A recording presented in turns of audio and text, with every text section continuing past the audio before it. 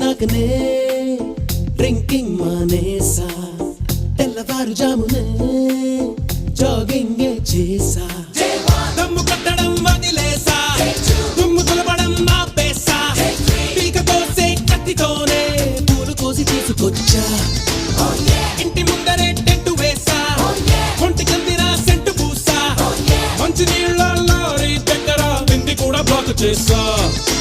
ఆ దెబ్బతో చిన్న చిరునవ్వుతో ఫేసు నా వైపు టర్నింగ్ ఇచ్చుకుంది.